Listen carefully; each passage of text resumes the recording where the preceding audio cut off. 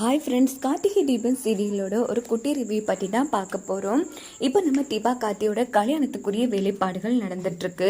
இன்னொரு பக்கம் ரமேஷ் ரம்யாவை விடாமல் அன்பு தொல்லை பண்ணிட்டு இருக்காங்க. இதனால ரமேஷ் பண்ணுற தொல்லையெல்லாம் ரம்யா ரியா கிட்ட சொன்னதும் ரியா என்ன யோசிக்கிறாங்கன்னா, கண்டிப்பாக இவனும் கார்த்தியோட ஆளாக தான் இருக்க முடியணும். இங்கே பாரு, உன் காதலை பற்றி சொன்னாலும் கண்டிப்பாக அவன் ஒன்று விட போகிறதில்லை. ஏன்னா அவனோட பிஹேவியர்லேயே எனக்கு நல்லா புரிஞ்சுக்கொள்ள முடியுது ரம்யா. நீ கார்த்தி அடைகிறதுக்கு தடங்களா இருக்க போறது கண்டிப்பா இந்த ரமேஷ் தான். இவன் ஒரு வழி பண்ணாதான் ஈஸியா நீ தீபாவும் கல்யாணம் பண்ண முடியும் அப்படின்னதும் ரம்யா யோசிக்க ஆரம்பிக்கிறாங்க. ஆமா ரியா, இதை பத்தி தான் நானே யோசிச்சேன். இப்ப நான் என்னதான் பண்றது? இங்க பாரு, பேசாம தீபா கார்த்தியோட கல்யாணம் நடக்கும் வரைக்கும் ரமேஷை தூக்கிடலாம். அப்படியே ரமேஷ் எங்கன்னு கேட்டா பிசினஸ் விஷயமா வெளியூர் போயிருக்காருன்னு எல்லாரையும் நம்ப வச்சிடலாம். எப்படி என்னோட ஐடியா அப்படின்னதும் ரம்யா செம்ம ஹாப்பி ஆகிறாங்க. ஆமாம், இங்கே பாரு, நிரந்தரமாக தொலைஞ்சாலும் எனக்கு சந்தோஷம்தான். இப்போதான் மனசுக்கு நிம்மதியாக இருக்குங்கிற மாதிரி அந்த இடத்துல ரம்யா சொன்னது சரி, கவலைப்படாத. எனக்கு தெரிஞ்சு கொஞ்சம் பேர் இருக்காங்க, அவங்க பத்திரமா அவனை ஒரு கஸ்டடியில் வச்சுப்பாங்க. தீபா கார்த்தி கல்யாணம் எப்படி நடக்க போகிறதுல கார்த்தி உன்னோட கழுத்துல தான் தாலி கட்டுவார். ஸோ அதனால பயப்படாத. ஈஸியாக அந்த ரமேஷை நம்ம மடிக்கிடலாம். இல்லை நம்ம பேச்சை கேட்கலன்னா கதையை முடிச்சிடலாம்ங்கிற மாதிரி தான் அந்த இடத்துல நம்ம ரம்யாவும் ரியாவை திட்டம் போடுவாங்க. இன்னொரு பக்கம் ரமேஷ் நேரா ரம்யா வீட்டுக்கே கிளம்புறாங்க.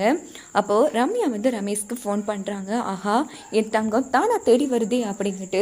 என்னடா தங்கம் தானா ஃபோன் பண்ணியிருக்கேன், இல்லை உங்கள் கூட பேசணும் போல இருந்துச்சா, அதான் ஃபோன் பண்ணேன். ஆமாம், இப்போ எங்கே இருக்கீங்க அப்படின்னதும், என்னடா சில்ல இப்படி பேசுகிற, உன்னை பார்க்க தான் வந்துட்டுருக்க அப்படின்னதும் ரம்யா செம்ம டென்ஷன் ஆகுறாங்க. ஐயோ, கடைசி நொடியில் கூட என்ன தானே பார்க்க வர அப்படின்னு என்னாச்சு அப்படின்னு போதே கரெக்டாக நம்ம ரமேஷ் முன்னாடி கொஞ்சம் ரவுடிங்க நிற்கிறாங்க. இது பார்த்தா ரமேஷ் என்னடா இது, இவ்வளோ பேர் நிற்கிறீங்க, ஆமாம் என்னடா இது வழியை மறிச்சிட்டு நிற்கிறீங்க, செல்லம் மாமாவுக்கு கொஞ்சம் வேலை இருக்குது, நான் பேசிட்டு வரேன் அப்படின்னுட்டு ரமேஷ் ஃபோனை வச்சுட்டு யாரா நீங்கள் அப்படின்னும் போதோ ரவுடிங்க ரமேஷை அட்டாக் பண்ணலான்னு போகிறாங்க.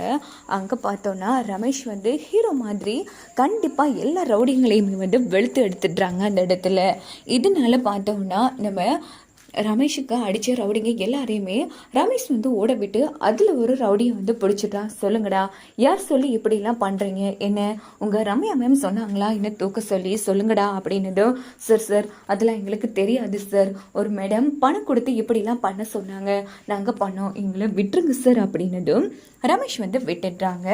இன்னொரு பக்கம் நம்ம ரம்யாவுக்கு ரம்யா வீட்டுக்கே நேராக ரமேஷ் மாசா நிற்கிறாங்க.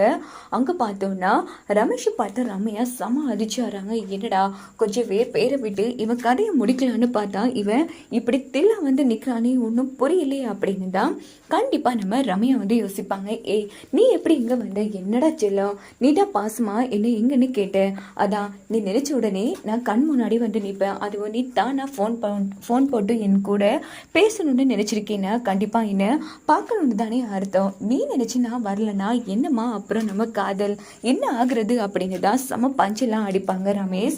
இதனால ரம்யாவுக்கு செம கோபம் வருது. ஓகே, எனக்கு ஆஃபீஸில் ஒரு முக்கியமான மீட்டிங் இருக்குது அப்படின்னுட்டு ரம்யா கிளம்பி நேராக ரியா கிட்ட ரமேஷோட விஷயத்த சொன்னதும் நம்ம ரியா அதிர்ச்சியாகிறாங்க. இங்கே பாரு, அவன் சாதாரணமான ஆள் கிடையாது, இப்படி தில்லாலங்கடி வேலையெல்லாம் பார்க்குறான்னா கண்டிப்பாக இவன் சந்தேகப்பட தேவையில்லை, கார்த்தியோட ஆளாக தான் இருக்கணும். ஆனால் கார்த்தி செட் பண்ணாலும் கார்த்திக்கு அவருக்கு தெரிஞ்ச மாப்பிள்ளையே எனக்கு ஏற்படுத்தி கொடுக்கறதுல என்ன லாபம் கிடைக்கும் ரியா? ஒருவேளை உன்னை பற்றிய ரகசியம் கார்த்திக்கு தெரிஞ்சிருக்கலாம் இல்லையா அப்படின்னதும் ரம்யா யோசிக்க ஆரம்பிக்கிறாங்க.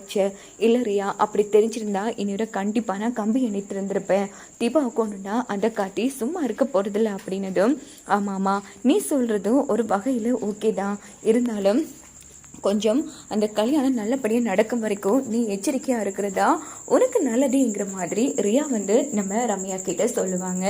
ஸோ நம்ம ரமேஷ் கொஞ்சம் ரவுடிங்க கடத்த விஷயத்த ரமேஷ் அவங்க ஃப்ரெண்ட் கிட்ட சொன்னதும் அவங்க ஃப்ரெண்ட் நேரா கார்த்திக்கு இன்ஃபார்ம் பண்ணதும் கார்த்தி என்ன பண்ணுவாங்கன்னா ரமேஷை மீட் பண்ண வருவாங்க. இப்படி தேவையில்லாத வேலையெல்லாம் கண்டிப்பாக ரம்யா தான் பார்ப்பாங்க. இதெல்லாம் நீங்கள் பெருசுப்படுத்தக்கூடாது அப்படின்னு கார்த்தி மாப்பிள்ளைக்கு எடுத்து சொல்லுவாங்க. ஸோ கண்டிப்பாக ரமேஷும் அந்த இடத்துல புரிஞ்சுப்பாங்க சார். இதெல்லாம் நீங்கள் சொல்லித்தானா தெரிஞ்சுக்கணும். இங்கே பாருங்க, உண்மையிலே சொல்லப்போனால் இது வரைக்கும் நான் எந்த பொண்ணு மேலேயும் ஆசைப்பட்டதே இல்லை சார். ஃபர்ஸ்ட் டைம் ரம்யா மேலே ஆசைப்பட்டிருக்கேன். அவங்கள பற்றிய எல்லா உண்மையும் தெரிஞ்சும் நான் இந்த கல்யாணத்துக்கு சம்மதிச்சது என் காதலும் ஒரு காரணம் தான். அதனால நீங்கள் இதை பற்றி யோசிக்காதீங்க. ரம்யாவை என் கட்டுப்பாட்டுக்குள்ளே கொண்டு வர வேண்டியது என்னோட பொறுப்பு. அதே மாதிரி ஒரு முக்கியமான விஷயம் சார், தீபா கார்த்தி நீங்கள் 2 பேரும் தானே உங்கள் கல்யாணத்தை நான் தான் நடத்தி வைப்பேன் சரியா அப்படின்னதும் கார்த்தி செம்ம ஹாப்பி ஆகுவாங்க. இன்னொரு பக்கம் பார்த்தோம்னா கல்யாணத்துக்குரிய நாளும் வருது. ஸோ எல்லாருமே அவங்கவுங்க ரிலேட்டிவ்க்கு வந்து பத்திரிக்கையெல்லாம் கொடுத்துட்றாங்க. அப்போ ரம்யா வந்து விடிஞ்சா கல்யாணம், எப்படியாச்சும் இந்த கல்யாணத்தை தடுத்து நிறுத்தணும், நீ இப்போ வரைக்கும் ஒரு ஐடியாவே சொல்லலே ரியா, நான் இப்போ என்னதான் பண்ணுறதுங்கிற மாதிரி யோசிப்பாங்க. இங்கே பாரு, மாப்பிள்ளை தூக்குனா ஒன்றும் கல்யாணம் நடக்காது, இல்லை பொண்ணு தூக்குனா கல்யாணம் நடக்காதுன்னு சொல்லுவாங்க. இதுக்கு இருக்கிற ஒரே ஒரு பவடக்காய் அந்த அபிராமி தான். இங்கே பாரு, கார்த்தியை விட தீபா தான் அந்த அபிராமி மேலே உயிராக இருக்கான்னு என்னால் கன்ஃபார்மாக சொல்ல முடியும். ஏன் தெரியுமா, அந்த அபிராமிக்காக தன்னோட வாழ்க்கையை வந்து பணிய வைக்க போனவன், என் உயிரையே கொடுக்க போனவ தான் அந்த தீபா. எதுக்கு என்னத்துக்குன்னு கொஞ்சம் கூட ஆராயாம யோசிக்காம அவள் அப்படியே பண்ணிடுவா. சொல்லப்போனால் அவளை முட்டாளுன்னு சொல்ல முடியாது, ஒரு இன்னசென்டான பர்சன்னு சொல்லலாம். அதனால அவளை ஈஸியாக ஏமாத்திட்டோன்னு வச்சுக்கேன். கார்த்தி உன்னோட களத்தில் தான் தாலி கட்டுவார் அப்படின்னு அந்த இடத்துல ரியா வந்து ஒரு திட்டம் போடுவாங்க. அப்போது நான் என்ன பண்ணணும்னு அப்படி தான் கண்டிப்பாக ரம்யா கேட்பாங்க. இங்கே பாரு, கல்யாணத்தில் அன்னைக்கு நம்ம அபிராமி தாலி கட்டுற வரைக்கும் மண்டபத்தில் தான் இருக்கணும். சரியா தீபா மனம் இடைக்கு வரும்போதோ நம்ம அபிராமியை கடத்திடலாம் அப்படின்னதும் அப்போது கார்த்தி எப்படி இருந்தாலும் தீபா கழுத்தில் தாலி கட்டுவார். இங்கே பாரு, அபிராமி தாலி எடுத்து கொடுத்து தான் கார்த்தி தன்னோட கழுத்தில் தாலி கட்டணும்னு தீபா ஆசைப்படுறா. ஸோ இதுவே அபிராமியே இல்லைன்னா என்ன பண்ணுறது? ஓகே, கல்யாணத்தை நிறுத்துறது சொல்லிட்டேன், ஆனால் கையோட கார்த்தி என்னோட கழுத்தில் தாலி கட்டணும். இங்கே பாரு, அதுக்கு சேர்த்து தான் சொல்கிறான், அவசரப்படாத. இப்போ நீ என்ன பண்ணுறன்னா அபிராமியை சரியாக கடத்திடு, தீபா மாதிரி நீ ரெடி ஆகிக்கோ. அதே மாதிரி நீ ரெடி ஆகிட்டு என்ன பண்ணுறேன்னா நேரா நான் தீபாவுக்கு மர்மமான முறையில் ஃபோன் போட்டு அபிராமியை வீடியோலாம் அனுப்புவேன். நீ கல்யாண மேடைக்கு போகக்கூடாது, போனால் அடுத்த நொடியே அபிராமி கதை முடிச்சிடும்னு. அதனால தீபா என்ன பண்ணுவா, ரூம்லேயே இருப்பா. அந்த கேப்பில் நீ தீபா மாதிரி ரெடியாகி முக்காடு போட்டுட்டு கார்த்தி பக்கத்தில் உட்காரு, கார்த்தியும் உன் கழுத்தில் தாலி கட்டுருவார். ஸோ நீ ஆசைப்பட்ட மாதிரி தான் தீபாவுக்கும் கார்த்திக்கும் கல்யாணம் நடக்காது, உனக்கும் அந்த கார்த்திக்கு தான் கல்யாணம் நடக்குங்கிற மாதிரி ரியா திட்டம் போட்டு கொடுக்கவும் வாய்ப்பு இருக்குது. வாங்க.